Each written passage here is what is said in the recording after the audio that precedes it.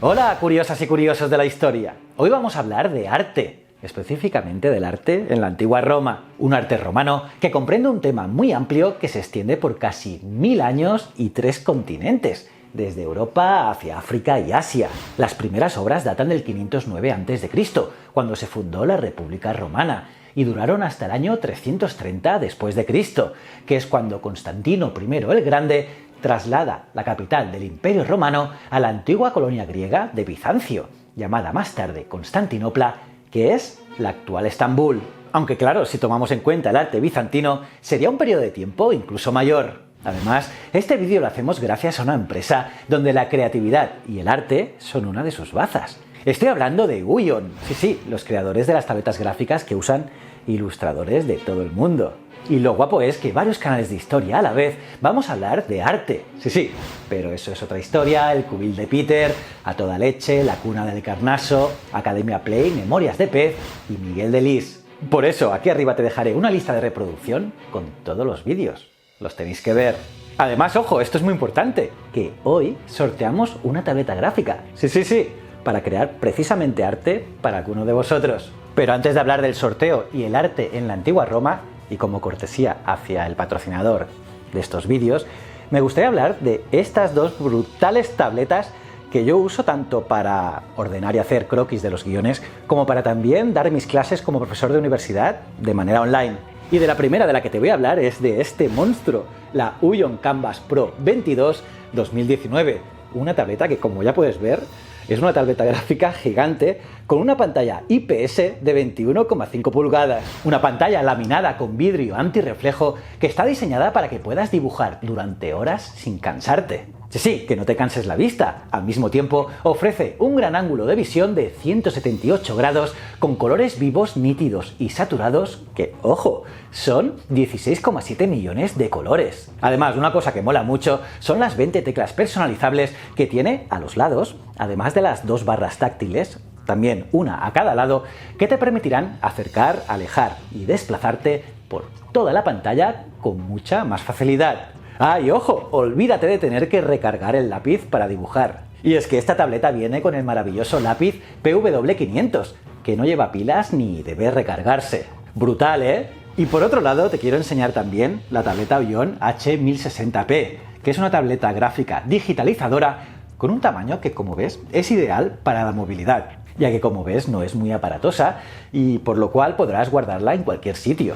Pero al mismo tiempo, su área de trabajo, 25,4 centímetros por 15,88 centímetros, es excelente para realizar cualquier trabajo de manera muy cómoda. Además, cuenta con 12 accesos directos y una tarjeta micro SD de 8 GB de capacidad. Así que con esta tableta digital podrás darle rienda suelta a tu creatividad en lo que respecta a la pintura, el dibujo, la edición de fotografía y mucho más. Además, cuenta con un lápiz de alta sensibilidad que te dará la sensación de estar dibujando y pintando sobre papel, pero con la ventaja de hacerlo en una plataforma digital que podrás editar cuando quieras. ¡Tremendas, eh! ¿Y sobre el sorteo qué? Te estarás preguntando, ¿no? Pues allá voy. Vamos a sortear una tableta, una tableta H320M en cada canal de historia de los que os he hablado. En total sortearemos 8 tabletas en YouTube. Una por canal, vamos, una pasada. Así que te interesa participar en todos para tener más opciones. Y para poder participar, solo debes ir a la descripción de este vídeo o en el comentario destacado y allí te explico de manera detallada qué debes hacer. Ya verás que es muy fácil. Y ahora sí, continuamos con el vídeo. Soy JJ Priego, esto es Historias de la Historia y aquí se cuenta la historia de otra forma. ¿Quieres saber más? Acompáñame.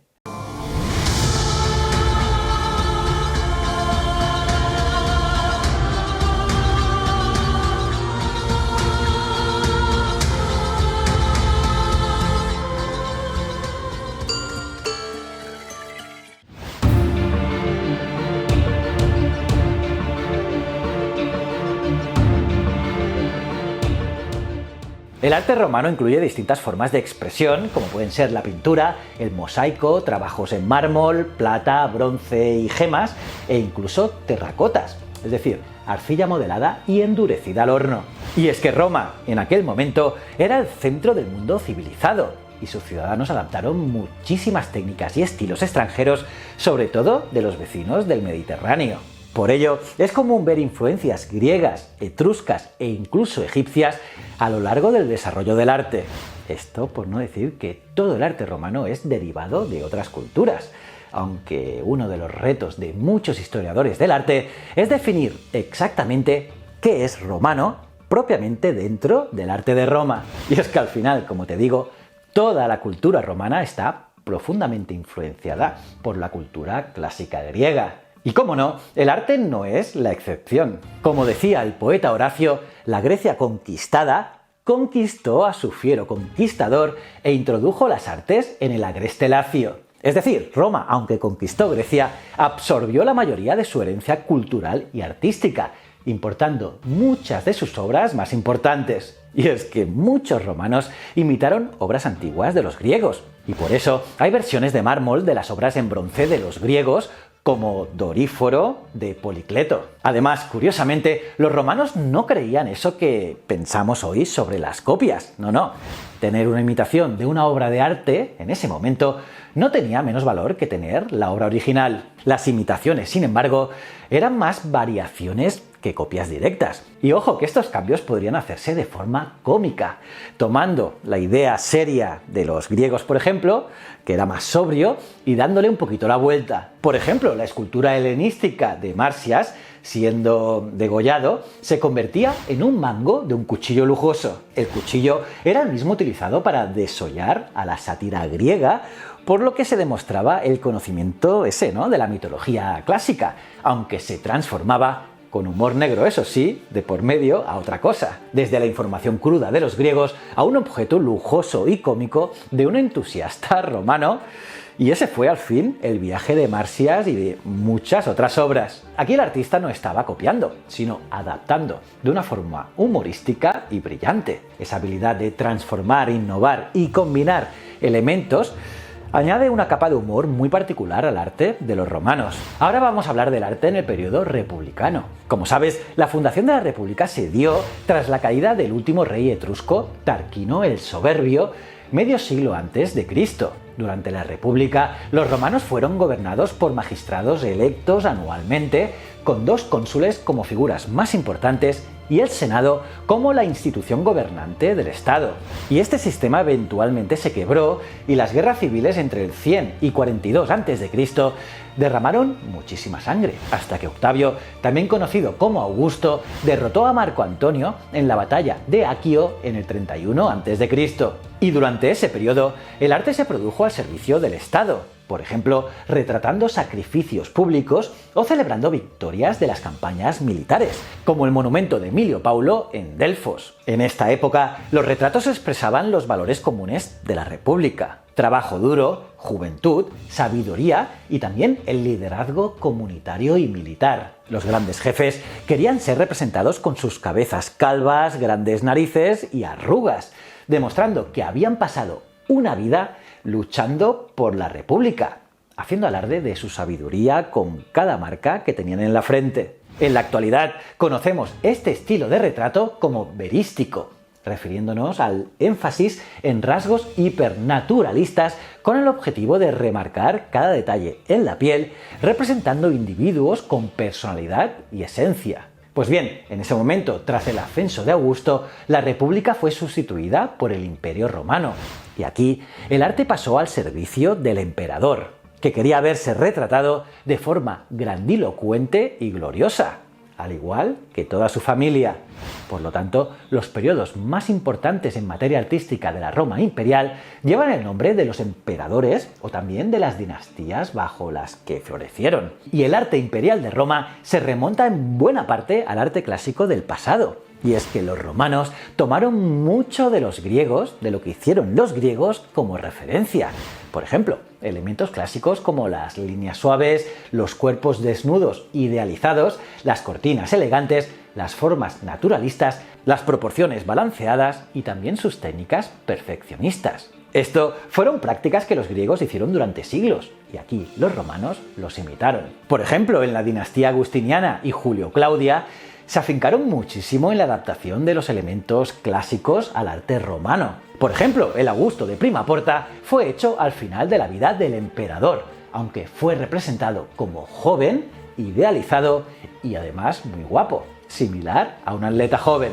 Todo muy clásico. El emperador Adriano era un amante de todo lo griego, un auténtico filoheleno.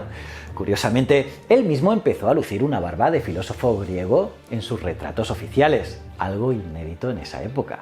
E incluso la decoración de su laberíntica villa en Tívoli incluía copias en mosaico de pinturas famosas de Grecia, como la batalla de los centauros y las bestias salvajes, que puso de moda el legendario pintor griego de la época clásica, Zeusis. Pero bueno, más adelante, el arte imperial empezó a distanciarse de las influencias clásicas y en el periodo severiano pasa a ser más parecida a la antigüedad tardía. Y las características principales de este tipo de arte son la frontalidad, la rigidez de la pose, figuras agachadas y ausencia del individualismo. Y aquí las figuras importantes se hacían más grandes o se colocaban por encima del resto de figuras para denotar su jerarquía. Por ejemplo, en los paneles en relieve del arco de Séptimo Severo en Leptis Magna, Septimio y sus hijos, Caracalia y Geta, están sobre un carruaje que los distingue de la multitud uniforme. Aquí hay poca variación o individualismo en las figuras y están rígidas, talladas con líneas profundas y completas.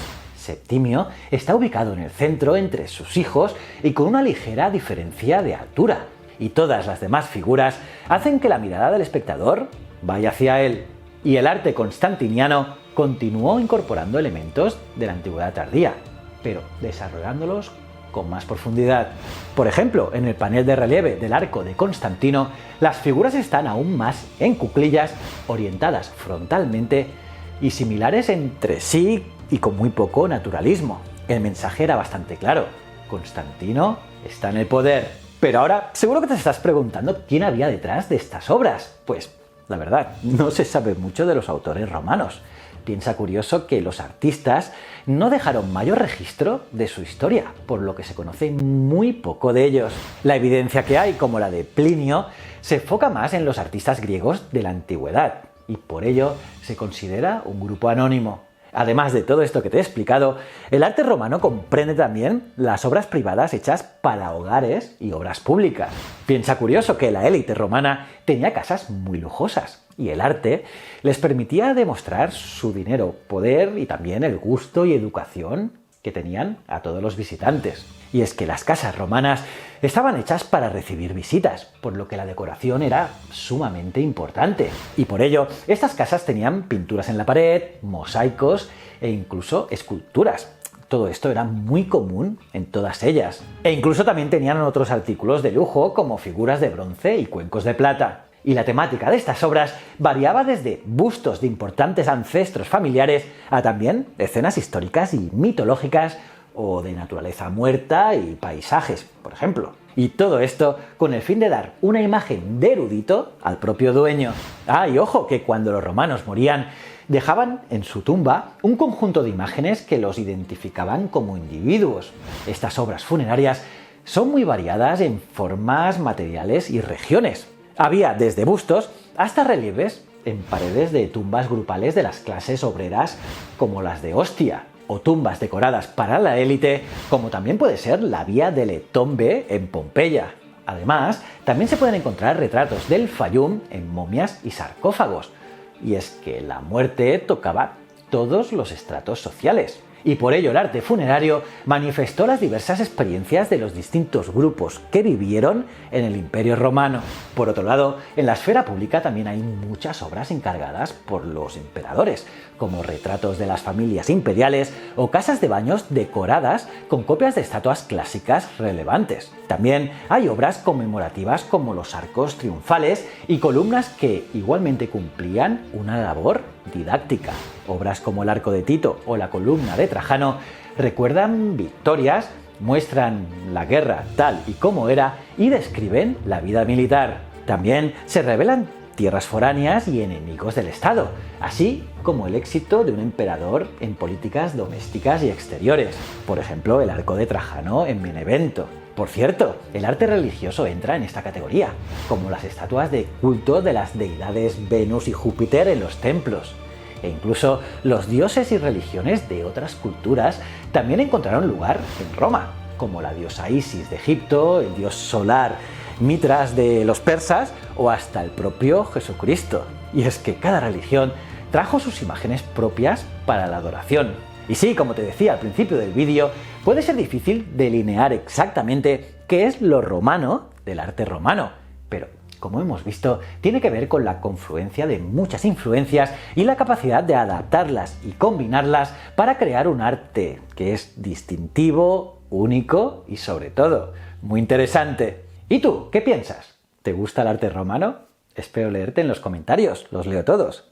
Y recuerda que si quieres participar en el sorteo de una tarjeta gráfica H320M de Uyón, es muy pero que muy fácil. Tienes todo en la descripción y en el comentario destacado de este vídeo y allí lo verás y ya sabrás cómo hacerlo. Muchísima suerte a todos vosotros y muchísimas gracias a Uyón por apostar por la historia. Y nada, aparte de darle me gusta al vídeo, suscribirte y campanita, debes mirar esta lista de reproducción donde salimos todos los canales de historia que hemos participado en la promoción con muchos vídeos de arte. Los tenéis que ver.